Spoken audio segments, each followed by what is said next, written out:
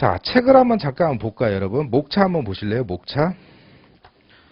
목차 컨텐츠 보시면 이 책은 지금 구성이 일반 평가와 한 장 또 넘겨주시면 이제 볼2에서 보상평가로 구분이 되어 있습니다. 이게 파트 1이고요. 여러분이 지금 수업하실 거는 지금 이거예요. 이 부분. 그 다음에 이건 이제 두 번째 파트고요. 두 번째 파트. 그럼 일반 평가하고 이제 보상 평가가 뭘로 구성이 되는지 일반 평가 한번 보실까요? 당연히 이제 감정 평가를 하기 위한 기초 단계를 알아야 되고, 그 다음에 3방식이라는 거. 자, 부동산학 원론인가요? 개론인가요? 학 원론인가? 1차 과목 이름이, 그죠? 학 원론이죠? 학 원론에서 그 감정 평가편 있지 않습니까? 예, 그때 그 용어는 좀 익숙하실 거예요. 그죠? 그 3방식으로 해서 비교 방식, 원가 방식, 수익 방식, 그다음에 기타 평가 방식, 그다음 투자 의사 결정, 이제 구체적으로 이제 이걸 기본적인 바탕으로 유형별 평가, 목적별 평가, 그다음에 가격 공시 관련 평가. 이렇게 해서 물론 여기에 포괄적으로 다 잡아놓긴 했지만 조금씩 빠져있는 디테일한 게 좀 있어요. 그런 것들은 이제 여러분이 공부하시면서 추가로 넣으시면 되는 거예요. 커다란 그런 건 없습니다. 그 다음에 이제 한 장 넘겨보시면 이제 보상평가라고 되어 있죠. 보상평가. 이제 손실보상평가라고 되어 있죠. 손실보상. 여러분들도 우리가 이제 공익사업을 하지 않습니까? 공익사업을 할 때는 사인의 재산권을 강제로 뺏어버려야 돼요. 그러려면 적법하게 돈을 줘야겠죠. 그 보상금을 산정하는 방법이에요. 어떻게 보면 감정평가사의 존재 이유죠. 어떻게 보면 지금까지는 굉장히 막강한 힘을 갖고 있죠. 우리가 힘을 갖고 있는 게 아니고 우리가 내주는 가격에 결국 그분들의 운명이 달렸다. 좀 말이 좀 그렇지만 물론 이제 일반 평가도 있고요. 이제 목적별로 좀 보시면 뒤에서 이제 말씀드리는데 간단하게 그 다음에 보상평가에다가 여기다가 그 투 해가지고 제가 도정법을 여기다가 넣었어요. 도시정비법. 자, 이것도 마찬가지로 여러분 1차 과목에 들어가 있죠, 이제. 부동산학 관계 법규인가? 거기에 들어가 있나요? 그죠? 도정법. 이거 몇 문제 나옵니까? 한 3-4문제 나옵니까? 4문제? 어떻게 이거 공부해요? 아니면 다 찍어버려요? 네. 공부하셨어요? 공부하셨었죠? 다 찍었어요. 건축법 찍고, 도정법 찍고, 또 뭐 찍어요? 그 2개를 찍어버려요, 그냥? 네. 네. 1차 때 이제 좀 하셨으면 이제 이것도 좀 익숙하실 텐데, 용어는. 도정법이 결국 여러분 아시다시피 재개발, 재건축 아닙니까? 재개발, 재건축. 이것도 공공성을 가지고 있는 사업이잖아요, 공공성. 그러니까 보상평가의 논리와 비슷하기 때문에 이걸 알고, 이거를 여기다 넣기는 좀 애매해요. 왜냐하면 이 보상을 알아야 이거 할 수가 있어요. 그러니까. 그래서 교과 편제가 이렇게 돼 있다라는 거 이렇게 하시면 되고, 차분하게 제가 그 편제를 갖다가 수험서 이 책에 편제를 해놨으니까 여기에 맞춰서 그대로 따라가시면서 계속 복습하시고 하면 됩니다. 그래서 기본서가 있고 그다음에 문제가 있어요. 문제편이. 그죠? 네, 이제 기본서를 갖다가 수업을 하면서 여기에 관련된 그 논점이 나오기 시작하면 이제 이 문제로 아주 간단하게 제가 확인을 할 거예요. 예, 그래서 집에 가서 복습하시면 되고, 이게 정오표가 있습니다. 정오표를 또 드릴게요. 정오표를 좀 드리고. 그리고 아마 시너지 입장에서 제가 아마 2주 정도 수업을 하면 제 후발로 이성준 평가사님이라고 이번에 새로 오신 분이 있는데요. 이분이 이 문제풀이 수업을 하세요. 이 문제풀이는 단순히 문제풀이가 아니고 실전 문제니까 여러분 답안이 있지 않습니까? 답안에다 목차 잡고 실제로 쓰는 그런 연습을 하면서 어떻게 풀어야 된다. 제가 설명을 하는 것은 어떻게 보면 이론적인 거와 이론적이고 여러분 이렇게 해야 되는구나 라는 걸 알았지만 결국 그거를 여러분이 답안에다 표현을 해야 되잖아요. 그렇잖아요. 뭐 채점위원이 뭐 여러분 얼굴을 압니까? 모르잖아요. 오로지 뭘만 봐요? 답안지만 보는 거예요. 답안지만. 그러니까 같은 지식을 갖고 있어도 답안에 어떠한 형식과 어떠한 목차로 표현하느냐에 따라 점수가 천지 차이에요, 진짜로. 훈련을 하셔야 돼요, 그러니까. 왜 2주 정도 텀을 가졌냐면, 보시다시피 앞에 이제 실무 기초가 있지 않습니까? 이거 문제화 시킬 게 없거든요. 기본적인 베이스, 소양이야. 그러면서 어느 정도 지나가면서 이제 문제화가 되거든요. 근데 말 그대로 이 단원 내에서 가장 기본 문제만 이 책에 있기 때문에, 물론 좀 어려운 문제도 있긴 있습니다. 근데 이제 이걸 베이스로 해서, 이게 이거 교재로는 안 할 거예요, 수업을. 이건 저하고 같이 하시고, 여기에 있는 거를 좀 발췌해서 그분이 쓰실 것이고, 또 새로운 문제를 또 갖다 집어 넣으실 거야. 그러니까 요 수업도 꼭 들어주시면 좋습니다, 여러분. 실력 향상에 있어서. 어떻게 보면 세트 수업이에요, 세트 수업. 제가 시간이 안 되기 때문에 제가 이성준 평가사가 하시는 거고. 자, 그러면 또 궁금한 게, 들어가기 전에 궁금한 게, 평가 궁금하지 않아요? 평가사가 뭐 하는지는 뭐 대충은 아실 거고, 뭐 업계가 어떻게 되어 있는지 궁금하지 않으세요? 궁금하시죠? 감정평가사는요, 어디서 일을 하면 크게 우리 그 법령에도 법인 등이라고 되어 있어요. 법인 등이라고 해가지고 첫 번째 말 그대로 감정평가 법인이 있어요. 법인이 있고 사무소가 있어요. 그 사무소를 우리가 소위 개인 사무소라고 합니다. 개인 사무소. 그럼 이제 법인도 또 나뉘어요. 어떻게 나뉘나? 대형이라는 표현을 예전에 썼는데 그냥 대형이라고 할게요. 그냥 대형이라고. 그럼 대형이 보통 한 13개가 돼요. 우리나라에. 13개면 다 들어봤을 거예요. 제1이니까 제1부터 쓰면 뭐 제1, 삼창, 뭐 대화, 가람, 가온, 뭐 어쩌고 저쩌고 이렇게 13개가 돼요. 13개가. 그럼 이 대형에서는 뭐 물론 인원수가 뭐 법인마다 조금씩 틀린데 전국 지사망을 가지고 있어요. 전국 지사망을. 서울에 본사를 두고 각 도에 하나씩 또는 이제 뭐 광역시가 있는 데가 있고 또 있는 데도 있고요. 그래서 대형 전국 지사망을 갖고 있고 주체적으로 공시법인이죠. 공시지가를 산정하는 산정이 아니죠. 공시지가를 평가하는 법인입니다. 물론 이제 중소형도 이제 공시지가에 참여를 해요. 심지어 개인사무소도 이제 참여를 해요. 그런데 그 전에는 주로 이 대형 평가법인들이 많이 했었더라. 알고 있는 법인 이름 있습니까? 예, 태평양도 여기에 해당해요. 또 하나도 여기 있고요. 예? 예, 대일. 들어본 적 없어요? 하나도 뭐 들어본 적 없어요?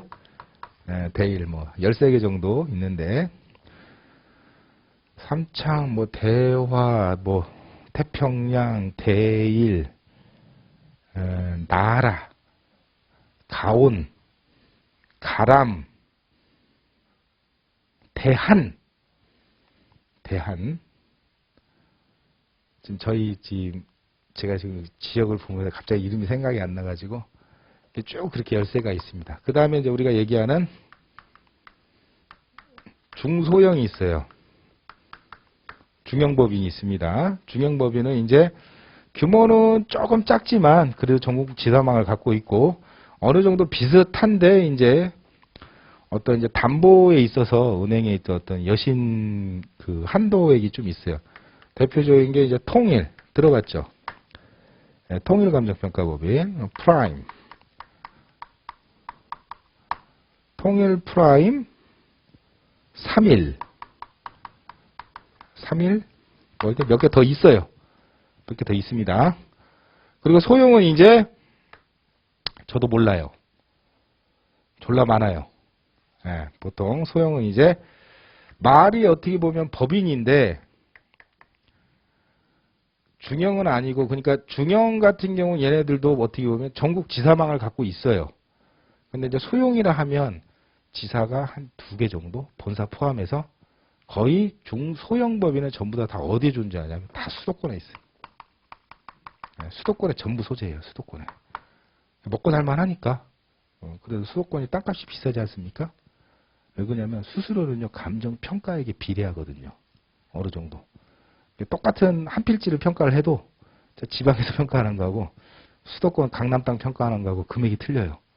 짜증나죠. 그죠? 짜증나죠. 그 다음에 이제 개인사무소가 있습니다. 개인사무소는 뭐냐면 이제 이런 법인 생활이 나하고 안 맞는다 하거나 이제 정년이 되시거나 나이가 좀 어느 정도 차셔서 이제 법인에서 후배들을 위해서 이제 물러날 때가 됐다. 또는 아니면 훌륭한 능력은 갖고 계시지만 이제 다른 직업을 병행하기 위해서 우리는 자격사잖아요. 전문. 그러니까 겸업이 가능해요. 1차에서 배웠죠. 뭐만 안 돼요? 토지 매매업. 매매업은 안 돼요. 그것만 빼놓고는 보세요. 저 뭡니까? 저 법인에서 평가하고도 지금 여기 와서 지금 이거 오고 있잖아요. 상관이 없어요. 그래서 개인사무소들은 근데 개인사무소는 주로 뭘 위주로 하냐면 일단 국가에서 그냥 기본적으로 경매는 줍니다. 그래서 혹자는 이런 말을 하죠. 평가사는 유일하게 우리나라 자격사 중에 국가에서 기본빵은 보장해주는 직업이다라는 게 이런 말이에요. 왜냐하면 이 국민경제, 이 국토잖아요. 국토, 땅덩어리잖아요. 이 국가 경제의 기반 아닙니까? 이 땅덩어리 부동산의 가격을 매겨야 되는데 이게 누구나 아무나 다 매기면 아빠가 10억이라고 그러고 엄마가 5억이라고 그러고 나는 7억이라고 그러고 어떤 사람 지나가는 사람은 100억이라고 그러고 기준이 없지 않습니까? 그렇기 때문에 평가사라는 전문 자격사를 주고 그 사람들에 의해서 평가하는 그 기준을 가지고 어떤 국가 경제에 돌아가는 시스템이기 때문에 누구보다도 그 준법 정신이나 책임감이나 그 직업윤리에 대해서 굉장히 강조하고 있어요. 저희들이 만약에 그 룰을 어겨버리면 누가 봐도 10억인데 저거 100억이라고 해봐요. 큰일 나는 거 아닙니까? 그죠? 그렇기 때문에 인원도 그래서 굉장히 제한적으로 뽑고요. 지금 다른 타 자격사들은 많이 뽑잖아요. 변호사 한 1000명 뽑나요, 지금? 회계사도 한 그 정도 뽑죠. 세무사도 한 800에서 1000명 정도 뽑고. 그죠? 왜냐하면 지금 최근에 이제 그 자격 그 시스템이 일단 많이 뽑아라. 지네들끼리 경쟁시켜. 살아남는 놈은 살아남는 거고 도태하는 사람은 도태하는 거고 어떻게 보면 자유시장 경제죠. 근데 뭐는 그렇게 할 수 없다. 평가사는 그렇게 할 수가 없어요. 변호사는 많이 뽑아도 돼. 안 그렇습니까? 예, 변호사 어떻게 보면 변호사만큼 참 거시기한 직업이 없어요. 그 새끼들은 맨날 거짓말하고 다니고 막 사기치고 다니고 그래도 예를 들어서 누가 이렇게 있어요. 야, 도와줄게. 변호를 하잖아요. 승소를 하든 패소를 할 거 아니야. 패소한다고 걔한테 책임 묻습니까? 안 묻잖아. 우린 가격 잘못 내면. 작살나요. 작살나요, 진짜. 엄청난 책임감이 부여가 돼요. 네, 엄청난 책임감이 부여가 되니까 국가에서도 평가사만큼은 인원을 제한시켜야 된다. 사람이 많아지다 보면 무한 경쟁이 돼버리잖아요. 그럼 평가사가 경쟁할 수 있는 건 뭐겠어요? 뭐밖에 없겠어요? 가격 경쟁이야. 야, 내가 10억 내줄게. 야, 나한테 와. 15억 내줄게. 이게 완전 아사리판이지. 그게 뭐예요? 그죠? 그렇기 때문에 유일하게 그런 게 있으니까 그래서 어떻게 보면 아직도 그래서 고소득 하는데 모르겠습니다. 상대적으로 고소득이 상대적인 거기 때문에 어느 정도가 고소득인지 모르겠어요. 근데 여러분의 이제 또 시각으로 봤을 때 어느 정도가 고소득이에요? 연봉으로 했을 때 본인이 생각하는 상대적인 거니까.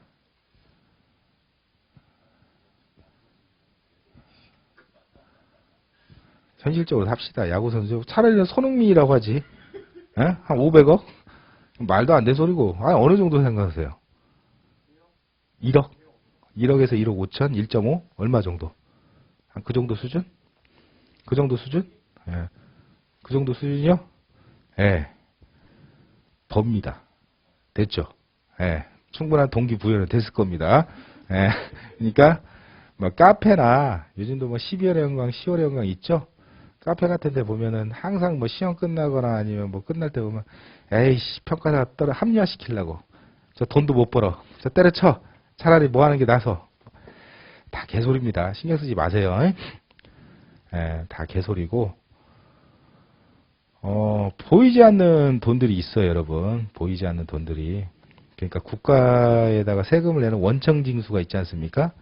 그건 말 그대로 그건 유리할 그거고 지갑이고 그 위에 실비가 있어요. 실비가 뭐 출장비라든지 뭐 기타 실비들이 그걸 플러스 시키면 그래서 뭐 소위 이렇게 얘기합니다. 뭐 수도권 기준으로 한 출자하지 않으신 분들은 출자를 안 하신 분들은 한 7, 8천 원 하세요. 소속 한 4, 5년 차 7, 8천 원 벌어요. 아시겠어요? 여기서 더 벌려면 더 하겠죠? 근데 이제 우리 구조는 이제 출자라는 게 있어요. 주식을 사는 거죠. 파트너. 출자가 되면 이제 아까 여러분이 얘기한 요거는 그냥 가져가요. 노라도 가져가. 물론 이제 구성원들한테 눈치는 보이겠지만 노라도 가져가요. 그리고 이제 그 이상은 몰라요. 얼마를 버는지 몰라. 모른다는 얘기야. 이것도 빈부의 격차가 엄청 심해요. 아시겠죠? 제가 아는 평가사분 계시는데 잘하셔. 그분이 급여소득, 그러니까 원천징수 있잖아요. 급여소득으로만 세상에 9억이 찍히더라고. 그럼 도대체 얼마를 한 거야? 잘 말하죠? 예. 모든 사람이 그렇지는 않다는 거. 예. 특수한 사람들이 있잖아요. 그런 사람들. 근데 평균적으로 여러분 그러니까 충분히 그 정도는 된다. 그러니 그 뭐 카페에서 여러분들의 적이 여러분들을 포기시키기 위해서 그런 흑색 선동을 하고 다니는 거에 논하지 말자. 그냥 믿고 꾸준히 하시면 여러분이 한 만큼 또 평가사라는 직업이 감정평가를 하는 일도 있지만 이 직업을 가지고 이 자격증을 가지고 평가일도 물론 여기서 많이 하죠. 근데 그 위에 이걸 발판으로 다른 직종으로도 갑니다. 예, 뭐 투자 컨설팅도 할 수 있고요. 여러 가지 할 수 있어요. 굉장히 엄청난 자격증이에요. 진짜로. 제가 하면 할수록 느끼는 건데 올해가 몇 회 시험이었죠? 33회. 예, 제가 24회였으니까 이제 한 9년 됐네요. 하면 할수록 보는데 굉장히 엄청난 자격증인 것 같아요. 처음에야 1, 2년, 3년일 때는 그냥 눈에 안 보이죠. 그냥 주는 일만 하고. 근데 이제 계속 사람들을 만나면서 이제 내가 시각이 눈이 커지면서 주위를 돌아보면서 내가 이런 일도 할 수 있구나. 저 사람들이 나한테 이런 걸 요구하는구나. 굉장히 나갈 길이 많아요. 진짜로. 자기 하기 나름이에요. 자기 하기 나름. 자, 이제 수업을 진행하면서 오늘 아마 여러 가지 얘기가 나올 겁니다. 자, 수업을 한번 진행을 해보겠습니다. 자, 감정평가의 정의. 자, 감정평가 및 법률에 따라 2조 다 알고 있죠? 1차 때 공부하시죠? 토지 등 경제적 가치를 판정하여 가액으로 표시하는 거. 토지 등이라는 것은 토지만 얘기하는 게 아니고 등이죠, 등. 그다음 경제적 가치, 그 다음에 가액으로, 즉 여러분 아라비아 숫자로 얼마라고 이제 찍어요. 감정평가서에. 오늘도 제가 나오기 전에 뭐 조그만 거 하나 사인 하나 하고 왔는데 43억짜리 하나 보냈어요. 그럼 43억이면 뭐 얼마 안 하잖아요, 여러분. 43억 여러분 놀래죠? 아이 쓰레기야. 43억 이렇게 되잖아요. 43억, 그죠? 예. 제가 평가한 것 중에 가장, 물론 저도 미약하겠지만, 제가 가장 큰 금액이 얼마였냐면, 1조짜리를 한 적이 있어요. 뭐야, 숫자야, 그냥, 숫자. 이 뭐야? 제일로 낮은 금액. 5만원짜리 돼봤어요. 5만원. 평가액이 5만원이야. 5만원부터 1조까지도 해봤습니다. 5만원부터 1조까지도. 여기 여러분 저기 서울 강남에 있지 않습니까? 거기가 제곱미터당 보통 땅값이 한 1,400, 1,500 해요. 그럼 혹시 강남에 땅 있는 친구들이 있으면 강남에 조그만 땅이라도 해가지고 예를 들어서 한 소위 얘기하는 그 건물 좀 짓고 해야 되니까 한 300평? 300평이면 얼마입니까? 1000제곱미터 정도가 될 거 아니에요? 그럼 1000제곱미터 곱하기 1,500만 원 곱해봐야 얼마인지. 150억? 15억? 150억 될 것 같은데? 1000 곱하기 1,500만 원. 150억이죠? 깔끔하죠? 아, 강남에 300평짜리 땅 하나 있으면 땅값만 150억이구나. 별거 아니에요, 여러분. 별거 아니죠? 웃기죠?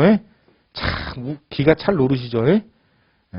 심지어 저기 땅끝 마을 그런 데 가면 똑같은 땅인데 거기는 제곱미터당 980원짜리도 있어요. 670원짜리도 있고 예를 들면 임야 같은 거 웃기죠? 똑같은 면적인데 980만 원, 1,500만 원, 2천만 원 그러죠. 자, 이렇게 가액을 표시하는 것이다.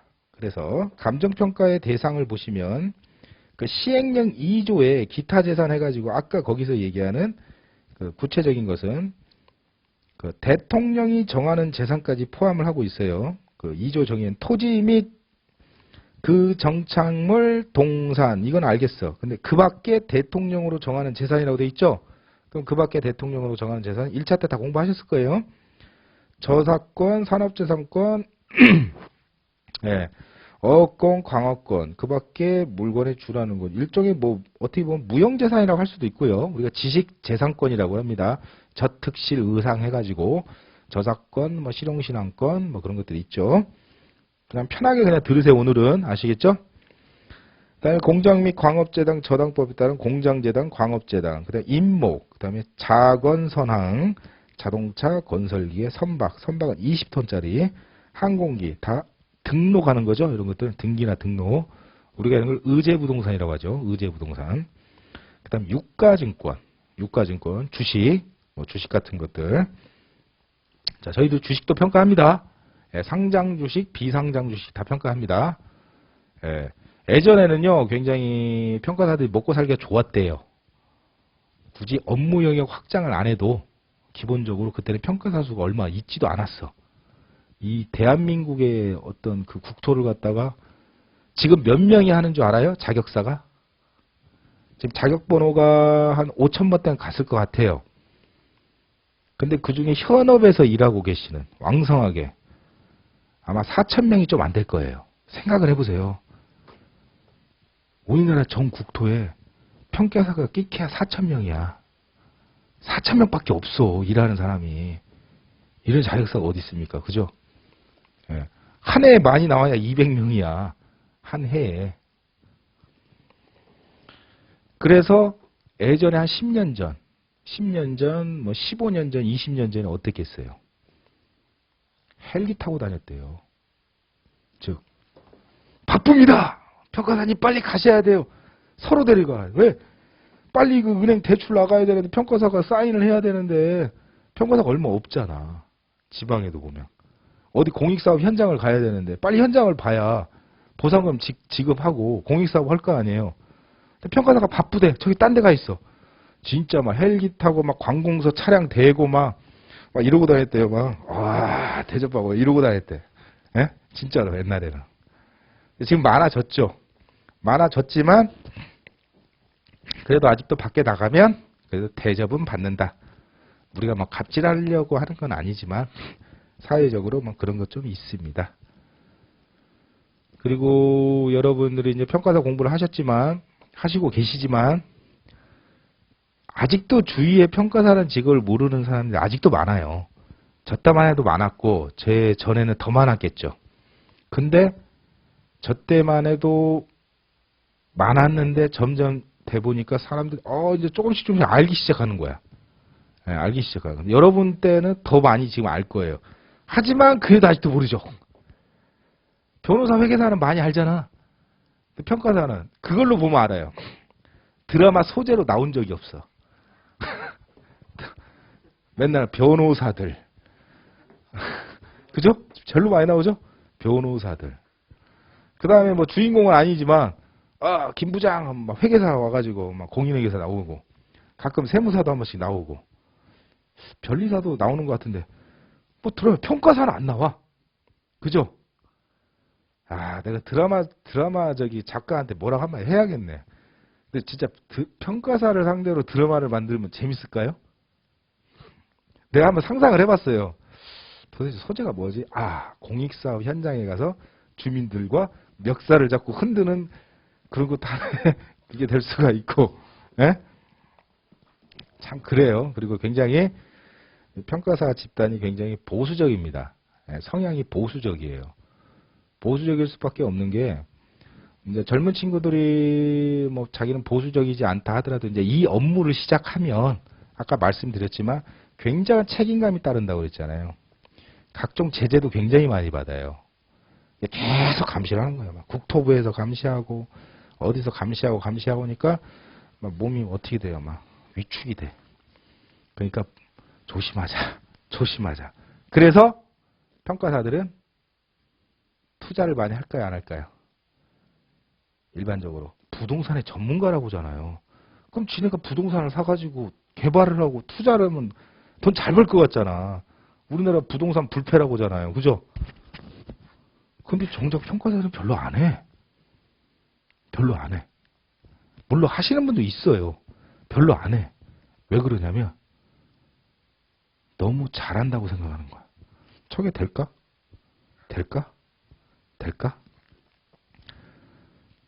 투자하시는 분 어때요? 저 땅이 지금 현재 평당 100만 원짜리지만 저걸 잘 개발을 해서 뭘 올리면 다 그림을 그리잖아.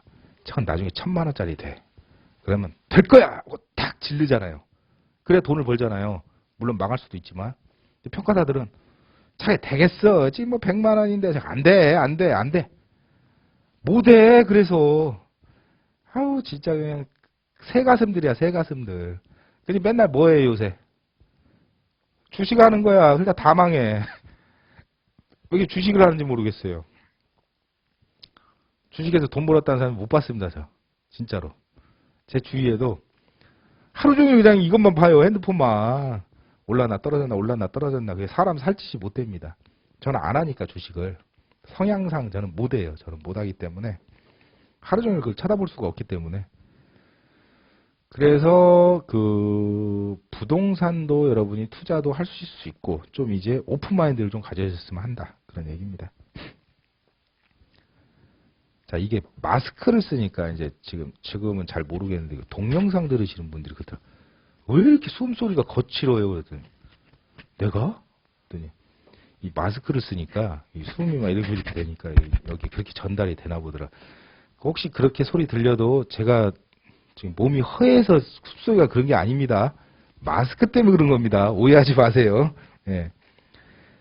자, 로마자 3번. 그러면 이제 감정평가 업자가 아니죠. 예, 죄송합니다. 이거 오타인데, 바꿨어야 되는데.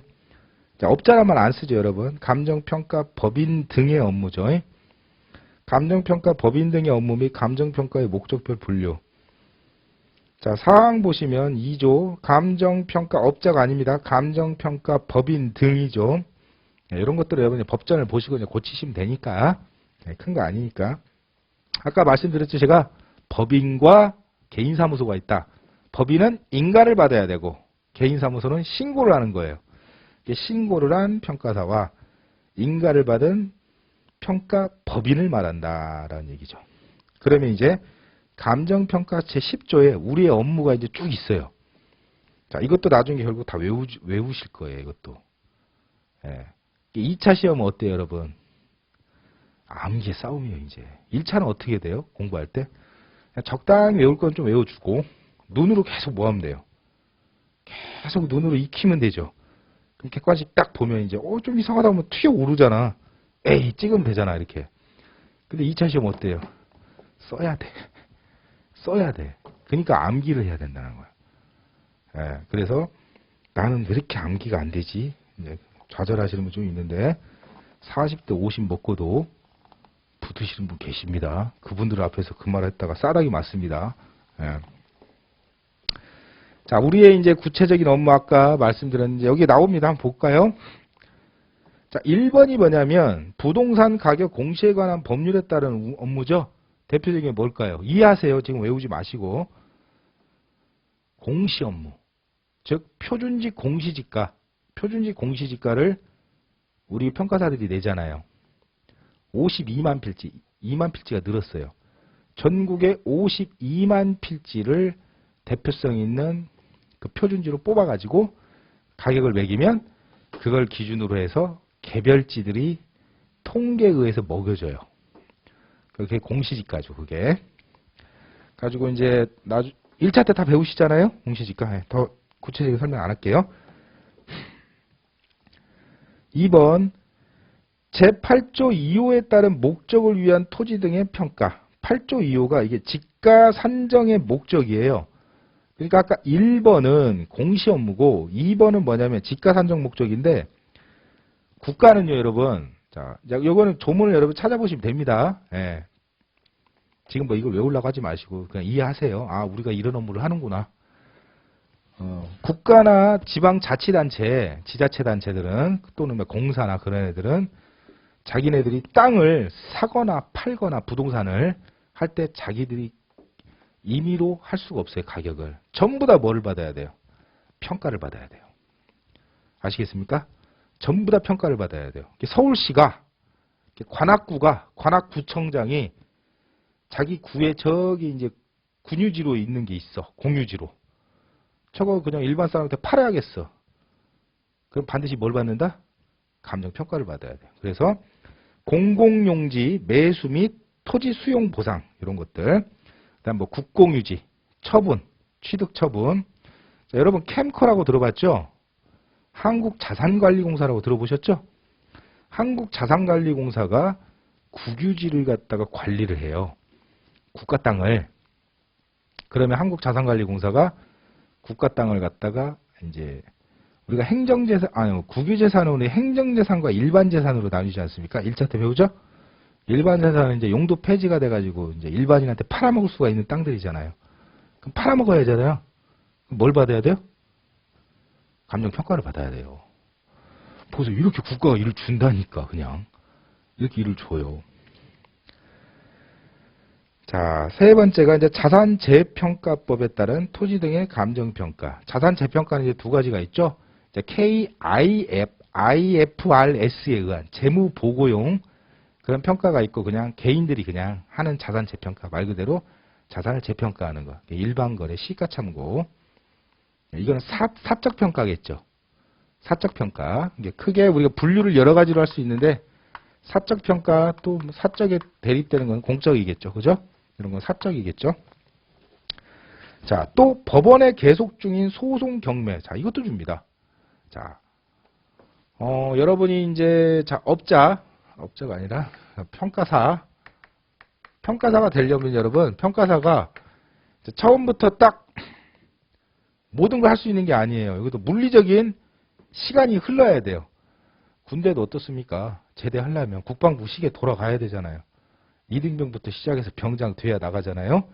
평가사도 마찬가지로 물리적인 시간이 돼야 자기의 자격이 제한이 다 풀려.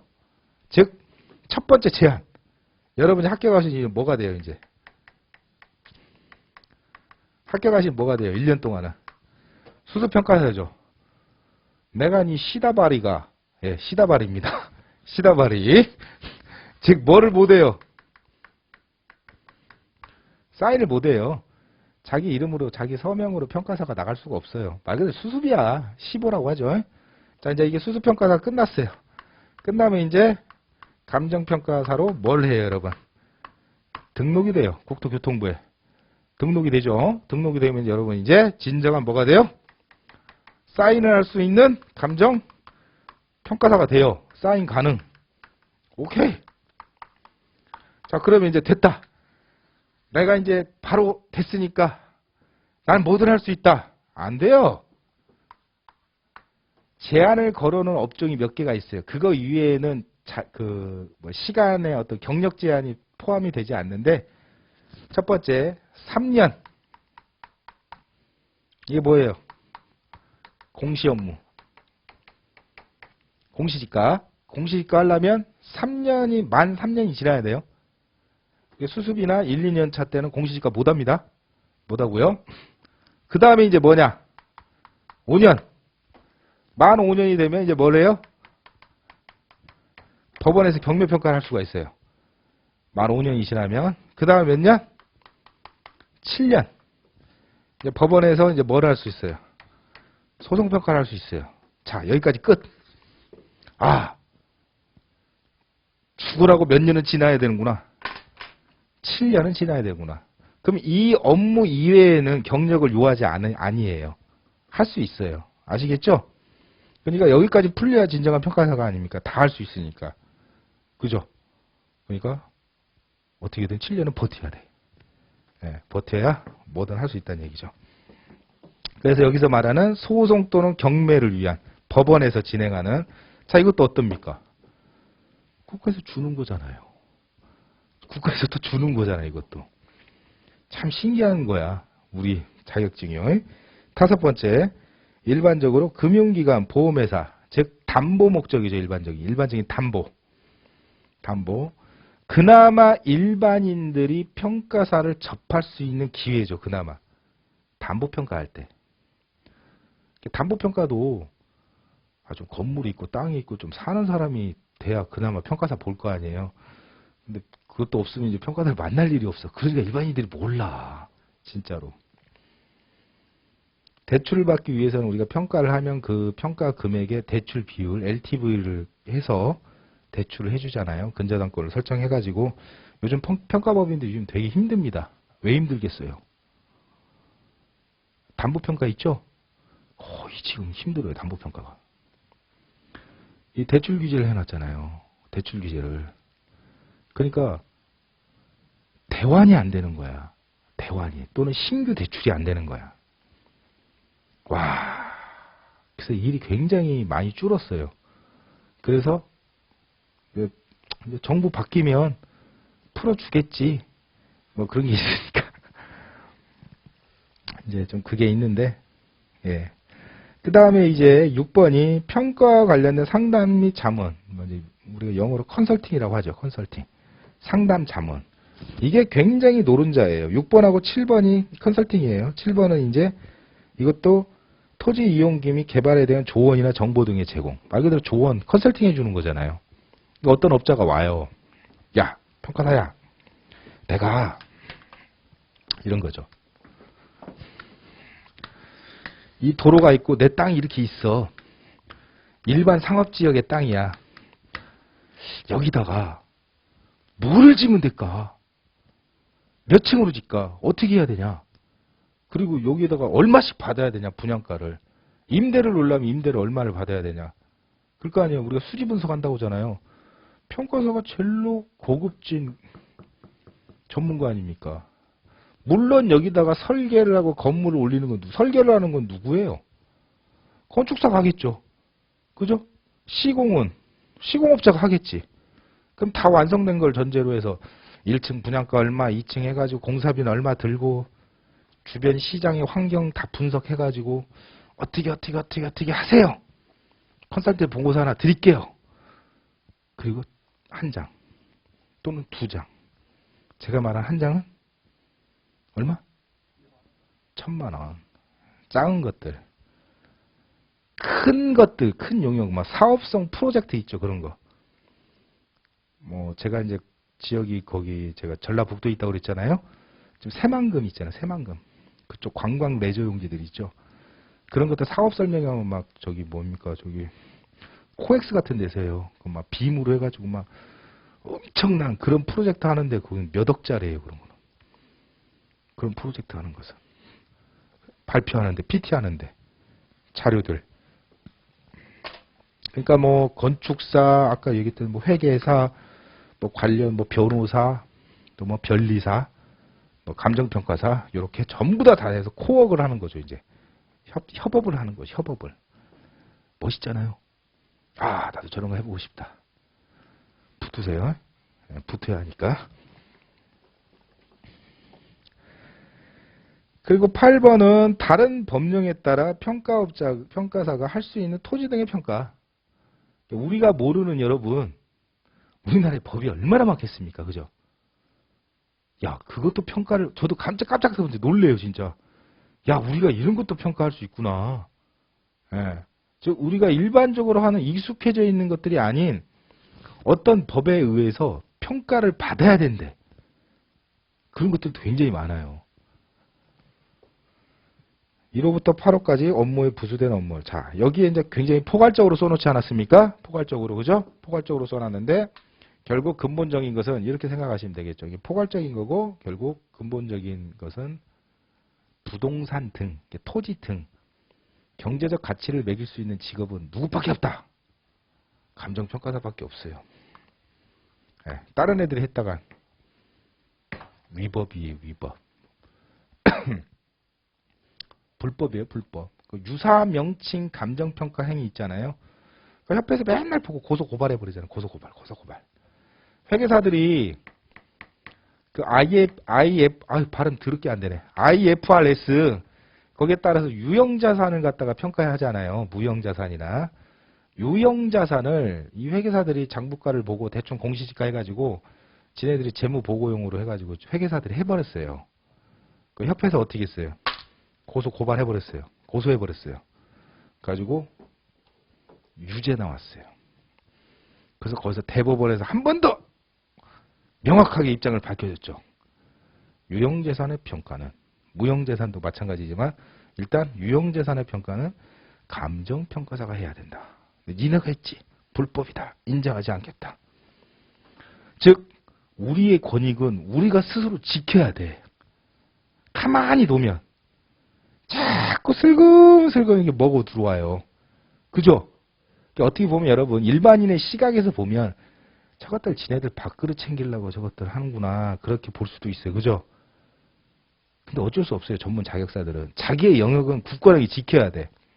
그나마 우리가 영역을 굳건히 지키는데 우리는 법에 모든 걸 다 할 수 있게 해놨어요. 무형자산도 평가할 수 있잖아. 우리가. 그죠? 주식도 평가하고 유가증권이고 다 할 수 있잖아. 즉 그렇게 다 할 수 있는 권리를 수십 년 전부터 부여를 해줬는데 배가 부른 거야. 배가 불러서 그냥 부동산만 하고 있었던 거야.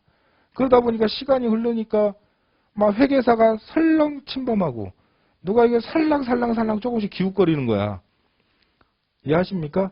근데 평가사 수가 많아지고 좀 힘들어지니까 이제 업무 영역을 확장해야 된다는 게 이제 밀어내는 거. 니네들 이 새끼들 왜 우리 영역에 와갖고 진짜 회계사들 그 보고서나 컨설팅 보고서나 또는 저기 캐시플로우 같은 거 분석하는 거 보잖아요. 졸라 허접해요, 여러분. 야, 씨발 이렇게 써놓고 이걸 돈을 받냐? 때려버려야 돼, 진짜 막말로. 진짜 형편없어요. 우리 평가가 더 잘해요, 우리가. 왜? 어차피 우리는 가치를 매기는 사람이잖아요. 그죠? 회계사가 예를 들어서 뭐 위쪽으로 있는 거 뭐 땅을 갖다가 지네가 뭐 재무 뭐 컨설팅을 해준다? 땅값이 얼마인지 알아, 지네가? 모르잖아. 분양가가 이거 어떻게 하는데 정확히 알아요? 모르죠. 우리만큼 그런 정보에 접근할 수 있는 사람이 어디 있습니까? 우리만큼. 그래서 업무 영역을 확장하는 것도 있지만 기존에 너희에게 주어진 그 권한을 제발 좀 지켜라. 그 얘기예요. 어차피 뭐 대법원에서 뭐 선고가 난 거였으니까 삼정 KPMG였어요. 회계법이. 유명하죠? 걔네들이 그거 하다가 맞았어요. 자, 한 장 넘겨보시면 이제 목적별 분류. 자, 이제 이거 업무 범위고 이제 목적별로 일반 거래. 이제 일반 거래라는 건 뭐냐면 사인과 사인 간에 이제 자유스럽게 거래하는 것을 목적으로 하는 평가예요. 일반 거래. 소위 얘기하는 뭐 시장 그냥 일반 그 거래라면 이런 거죠. 이제 시가 참고. 그냥 내가 내 부동산이 얼마인지 알고 싶어. 저 얘한테 팔아먹을 건데 내가 모르겠어, 내 땅을. 평가사야, 일로 와봐. 내 것 좀 해줘봐, 얼마인지. 예, 50억이네요. 야, 50억이래. 근데 50억 갖고 와. 이해하십니까? 이런 게 이제 일반. 사인 간의 어떤 거래나 뭐 어떤 그 정보를 위해서 평가하는 걸 일반 거래라고 하고요. 담보는 아시다시피 금융기관이 의뢰하는 거 대출을 하기 위해서 경매 및 공매. 자, 경매는 법원에서 집어넣는 거죠, 여러분. 법원에서 소위 여러분이 제일로 많이 보는 게 임의경매죠. 경매도 임의경매, 강제경매, 형식경매가 있어요. 그 경매 법원에서. 그 다음에 공매는 조세 체납이죠. 예, 세금 안 낸 것들이야. 그러면 이제 공매를 진행을 하죠. 이 공매도 한국자산관리공사에서 진행을 해요. 또 경매나 공매. 소송. 소송은 아까 얘기했듯이 법원 감정인. 예, 법원 감정인. 이제 우리 법인에서는 이제 쟤는 올해는 제가 경매를 받고 내년에 이제 제가 소송을 할 텐데 돌아가면서 하거든요. 법인에서 한 사람한테만 계속 주면 힘드니까. 올해는 제가 경매고 내년은 제가 소송 담당인데 요즘 소송 최근에 봤더니 소송 평가가 뭐가 많이 들어온 거 봤더니 우리는 대단한 사람이에요. 왜? 우리가 빨리 평가를 해야 이혼을 해요. 이혼을 위해 현물 그 재산분할하면 이제 이 사람이 부동산이 뭐가 있다. 그럼 눈이 쪼개려면 얼마인지 알아야 되잖아요. 그러니까 소송 우리한테 들어와요. 소송 감정이 보면 제목 뭐 사건 이혼을 위한 재산분할. 그럼 딱 사명감을 갖고 하죠.